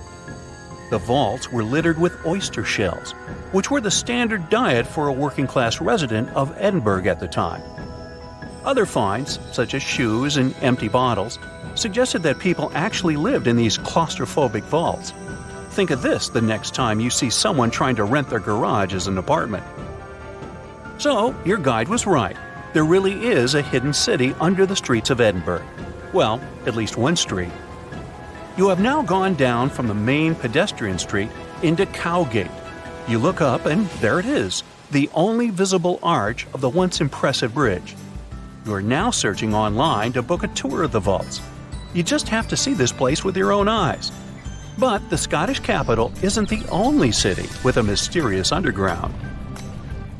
The historic region of Cappadocia in central Turkey hides no less than 36 cities beneath the ground. The biggest and the most impressive one wasn't discovered until 1963. It was built during the Byzantine era to protect the local population from invaders.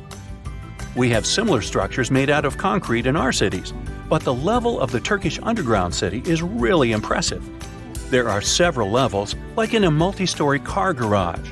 The caves and tunnels lie 197 feet underground. That's 2/3 of the Statue of Liberty's height. The city could house 20,000 people at any given time, complete with livestock and food. The smell. Anyway, 20,000 is the average attendance at Major League Soccer matches today. You might want to add a field trip to one of these places the next time you go to Turkey. Most of these cities in Cappadocia can be found in rural areas. Makes sense, right? After all, they were dug out as hiding places. But in Europe, there is one city whose underground labyrinth resembles the vaults of Edinburgh. You've probably heard of Pilsen in the Czech Republic. But hold on a second, this isn't going to be a story of the most famous local product, something brewed perhaps? It's the story of a medieval city that survived underneath the streets of Pilsen. Water wells, cellars, and passageways stretch for more than 12 miles. Merchants and craftspeople used Pilsen's historical underground for storage. Water, food, ice, you name it. The waterworks are pretty impressive. Historians estimate that 360 wells are located under Pilsen's historical town center. In times of instability, the passageways served as safe havens for the locals. They definitely didn't go thirsty down there. Today, most tourists visit these mysterious underground cities. But in Canada, there's one where people live and work. The construction of Montreal's underground city began in 1962. The initial idea was to shelter traffic. That's a nice way to say that city officials were building a metro station. The idea caught on and the project expanded. Now, it's a real-life urban maze hidden under the downtown area. Need a place to stay? There are hotels down there. Want to grab a bite? Step into one of the underground restaurants. Multiple shops, a library, cinemas, the list is long.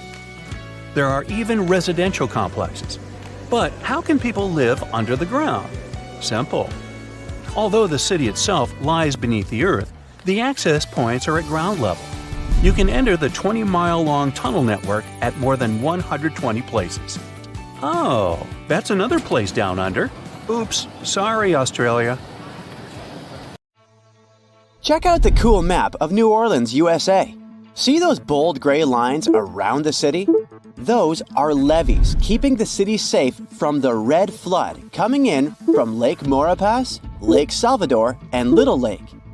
Without those levees, New Orleans would be in big trouble with rising sea levels. Even with the levees, the damage looks pretty bad. The Biloxi and Jean Lafitte Wildlife Preserve look like they're almost underwater on the map.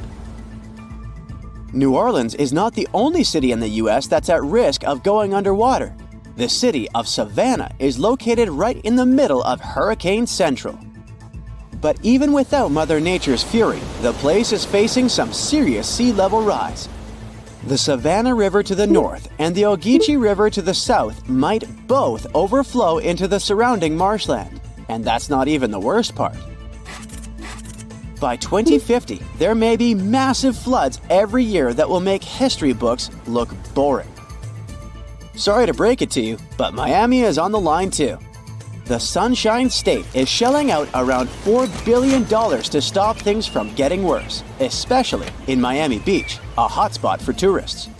As of now, over 1,200 houses are at risk of flooding. The Big Apple is also getting hit with more and more crazy floods.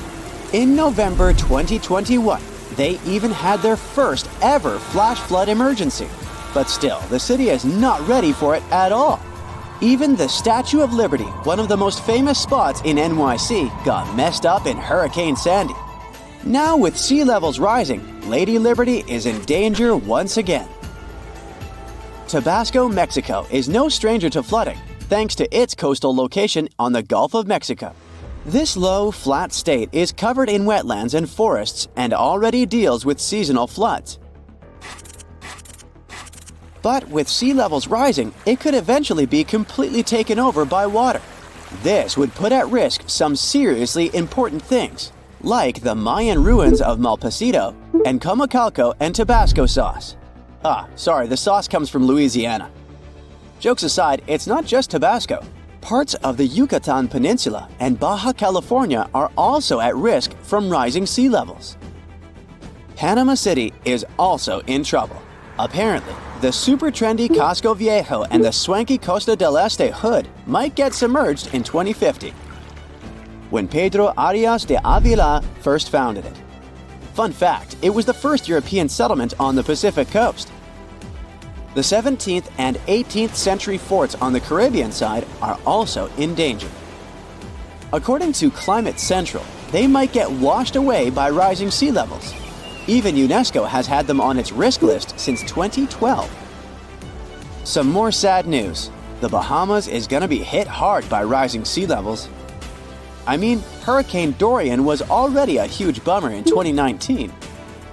And now, they're saying most of Grand Bahama, Nassau, Abaco, and Spanish Wells could go underwater by 2050 due to various reasons. Amsterdam. The Netherlands is one of the Low Countries for a reason. The city and its buddies Rotterdam and Den Haag sit low and close to the North Sea. You gotta hand it to the Dutch though. They know how to handle the water and keep it at bay with high-tech flood defenses. With sea levels constantly on the rise, it looks like their impressive system of dikes, dams, barriers, levees, and floodgates is going to get even more crucial in the future. Still, despite all the effort, some experts are afraid that the Venice of the North might go underwater by 2030. Well, this one is not something you would expect, but still. Venice is sinking by 2 millimeters every year, and the sea levels are rising. This means that the city is getting flooded more often, and it's only going to get worse because of climate change. Just like New Orleans, Venice has a flood defense system, but as the crisis gets worse, it's going to be harder and more expensive to keep it going. Even worse, beautiful St. Mark's Basilica has already been hit hard by flooding. They tried to introduce a flood barrier system, but even that didn't work out perfectly. In 2020, the flood barrier was not used and St. Mark's Square got majorly damaged. Looks like even when we try to prevent the effects of climate change, things don't always go according to plan. In London, rising sea levels are causing more flooding along the Thames estuary, and it's not looking good. Areas along the River Thames are especially at risk, putting iconic buildings like the Tower of London and the House of Parliament, as well as cultural hotspots like the Tate Modern and Shakespeare's Globe in jeopardy. And the British Museum? It has so much precious stuff, even Gollum would be jealous. We just can't let it go underwater. During your next Euro trip, make sure to add Bruges in Belgium to your list. Chances are you won't see it if you skip it this time. The thing is, it's also in danger of getting flooded. Bruges is now a UNESCO World Heritage Site, so we really hope they can protect it from any potential floods. Plus, it has a lot of nice local specialties we don't want to lose. You may not know it, but Andalusia in Spain is home to Western Europe's oldest city, Cadiz. It's been around for over 3,000 years thanks to the Phoenicians. But unfortunately, climate change is putting it at risk. Rising sea levels might flood the city's cobbled stone center, beautiful tree-lined plazas, and historic sea fortifications. And it's not just Cadiz. Parts of Andalusia are in danger of flooding too. Well, seems like one more destination must be added to your bucket list. Ho Chi Minh City, and especially its eastern marshy districts, are at risk, just like all the other places mentioned before. And it looks like the whole city is going to have a tough time with the Mekong Delta. While the main part of the city probably won't be completely submerged by 2030, flooding and storms are definitely going to become a big problem. So, it turns out that Bangkok might be in some hot water due to global warming. Literally, a 2020 study says that Bangkok could be one of the cities most dramatically affected by rising sea levels. It's sitting pretty low at just 5 feet above sea level.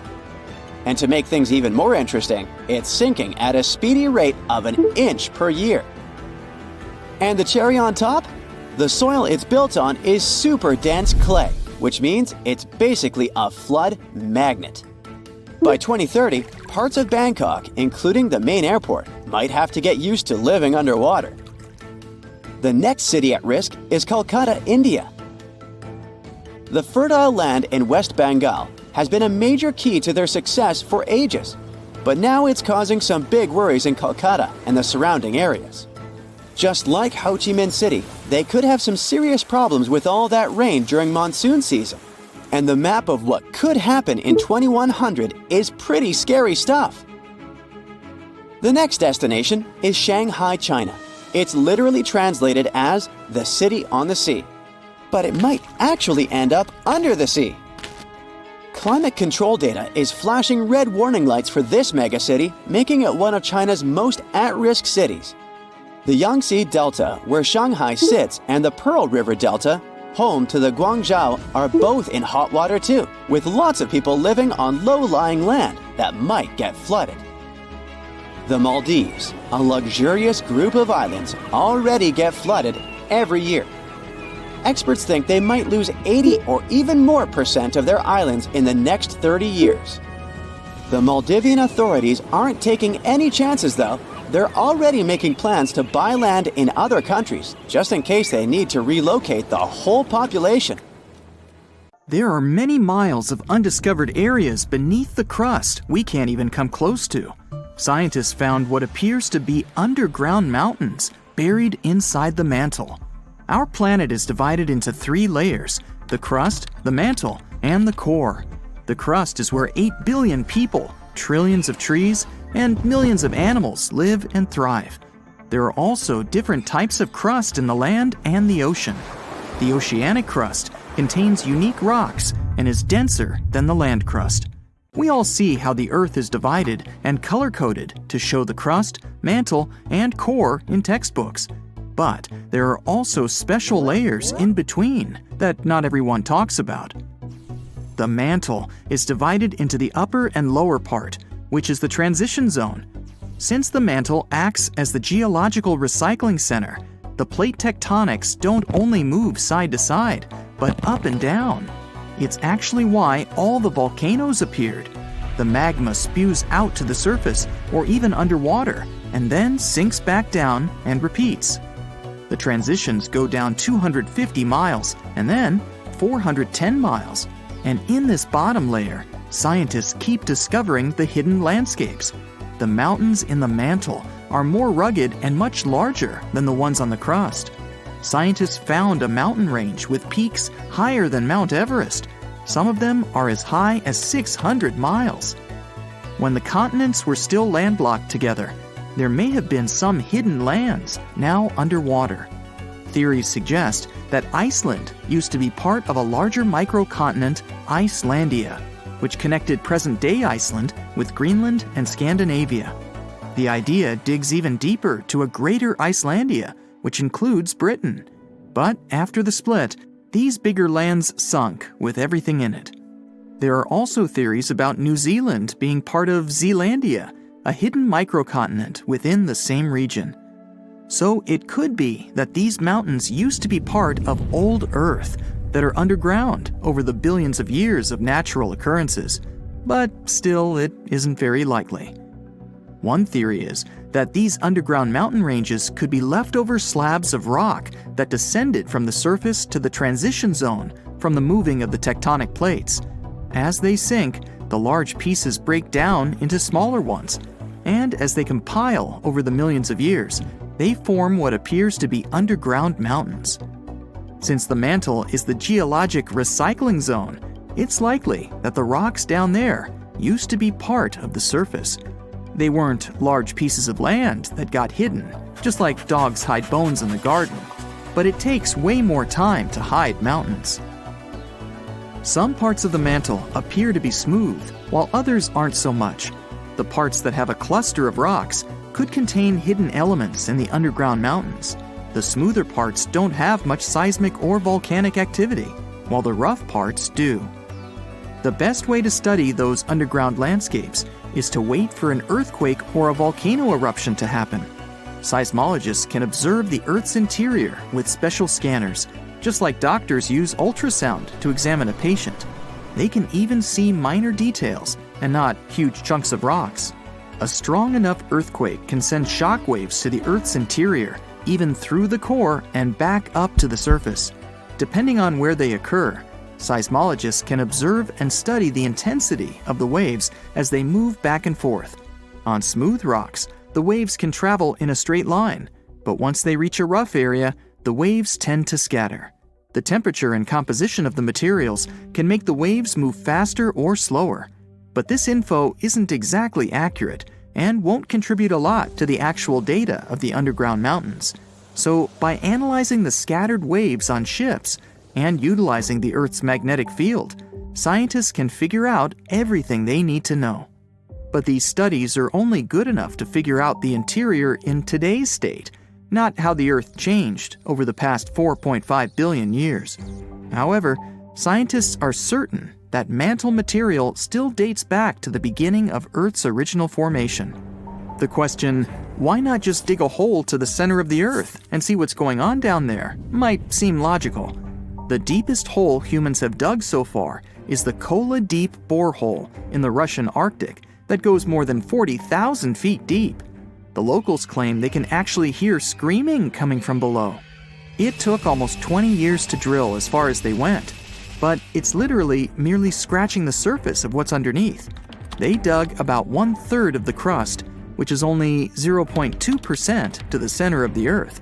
Getting there is beyond us, just like trying to reach the sun. No human can handle the amount of pressure down there. Going down the Mariana Trench, the Earth's deepest point, requires special gear to withstand all the immense pressure. It'll cost a fortune to build that tech to get us to the center of our planet.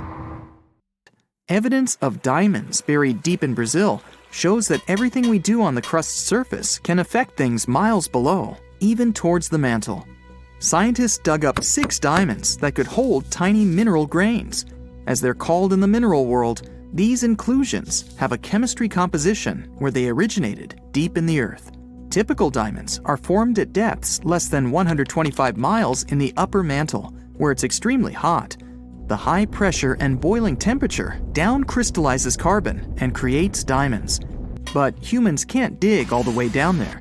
They mine them by detecting where a deep volcanic eruption happened that expelled these diamonds to the surface. These eruptions occurred millions of years ago, when dinosaurs used to rule the Earth. They shot out the diamonds that were in the mantle and are now embedded within the cooled down volcanic material. That's where people mine them. But these special diamonds found in Brazil originated from a much deeper point than usual, which can further help scientists study the depths of the Earth. They can extract these inclusions and analyze them in a lab to tell where exactly these minerals come from. In the lab, scientists study inclusions, each just 15 to 40 microns wide, less than a quarter width of a human hair. They found out that they contained many types of minerals found in volcanic rock on the surface. The carbon composition of the magma from the surface is much different than the ones deep in the Earth. What's crazy is that these diamonds with special inclusions can only be found 435 miles in the lower mantle. With only a few samples of them found, we don't know what else lies beneath us. It's possible that those mountain ranges underground, taller than Mount Everest, can have traces of diamonds all around, which would prompt excavators to dig them up and saturate the market with them. These diamonds are less flawed than the usual ones and might even come in many sizes. It's possible to see diamonds as large as a car or as small as a grain of rice.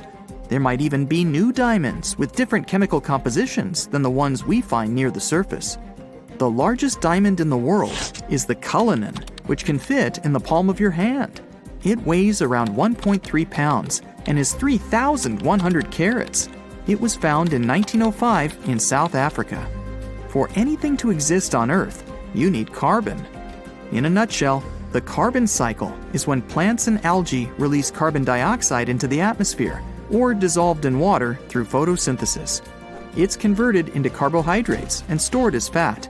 Later on, carbon dioxide is released into the atmosphere through breathing, which the plants benefit from, and the cycle goes on.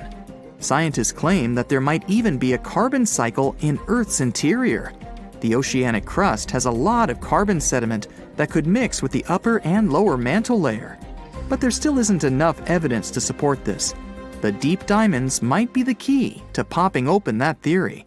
Only time will tell. Its ruins lie somewhere in the darkness of the ocean depths, covered in seaweed, damaged by the ravages of time. The city of Atlantis allegedly existed 12,000 years ago. Then it sank, and over centuries, people have been passing stories about it.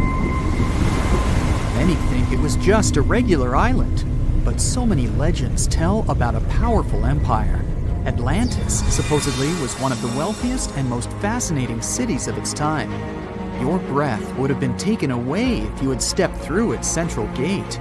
Amazing decorations and towering marble statues were all over the place. The rumor has it, the entire city is under the water now. Some people believe that it's on the seabed somewhere in the Bermuda Triangle.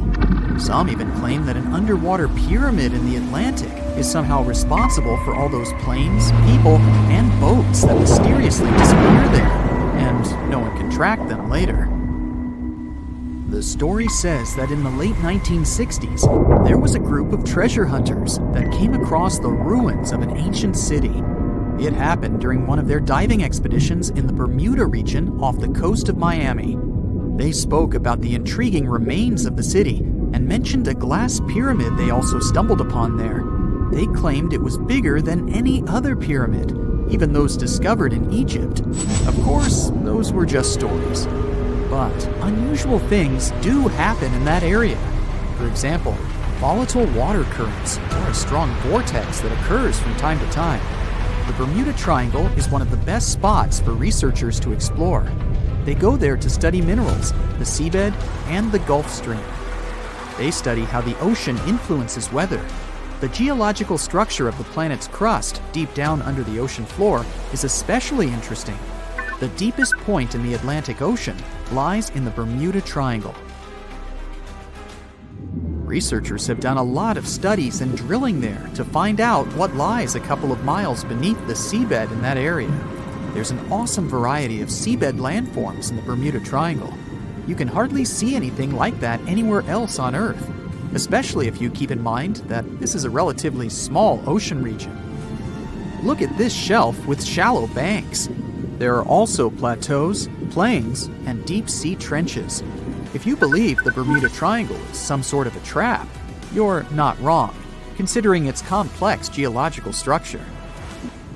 There are a couple of groups of seamounts in the eastern and northern regions of the triangle. They're mostly unnamed. Some of them are up to 650 feet high. At such heights, they would be considered regular hills on the surface. But by ocean standards, these so-called underwater hills are like small mountains. They're either elliptical or round. You can see that if you take a look from above. There are more seamounts in the Pacific than in the Atlantic Ocean. The underwater world in the Atlantic is less diverse than in the Pacific, unless we're talking about the Bermuda Triangle. The limestone platform that forms the bottom of the triangle is nearly 3.7 miles deep, and this entire thick layer consists of the remains of small ancient creatures. In 2019, a big group of geologists published an article where they claimed that the triangle formed as a result of strong volcanic activity. For years, people believed there were ancient, long-extinct volcanoes that brought the Bermuda Islands from the sea bottom. So, one theory says the Bermuda Islands formed because there were disruptions in magma flows. Pieces of ancient plates that were already in the mantle went up to the surface, and then they mixed. That's how many volcanic islands in the oceans could form. Knowing this, science fiction writers let their imagination run wild. They told stories about scary creatures and mystical cities, or islands, hidden deep down beneath all those layers. All these mysterious stories encourage people to create their own theories. In the 15th century, a well-known man named Christopher Columbus was on what would later become one of the greatest and most important expeditions ever. He was one of the first people to tell stories about a mysterious region that was later called the Bermuda Triangle. This area was first known as the Somers Isles, named after British naval hero and privateer George Somers. But Spanish explorer Juan de Bermudez discovered the island in 1505, and that's when the area got the name it has today. So, Columbus mentioned some pretty strange sightings within the area, starting with a light similar to that of a candle moving up and down in the distance. He immediately warned his crew and asked them to look at the light, which kept vanishing and reappearing. He spoke about stars that seemed to move around in the sky. The needle of their compass went crazy too. But the most unusual thing he claimed he had seen was an unknown glowing object coming out of the sea and shooting toward the sky. Many people these days believe there was nothing really unusual there. Those must have been lights coming from another ship or from the shore. But Bermuda intrigues us today too. It's a roughly triangular area where ships disappear without any trace. Sometimes they show up later, but empty and with not a single person on board. But more often, no one ever finds their wrecks. And it's not just ships. Planes go missing too. The training sailing ship HMS Atalanta was one of the first cases in the string of mysteries of the Bermuda Triangle.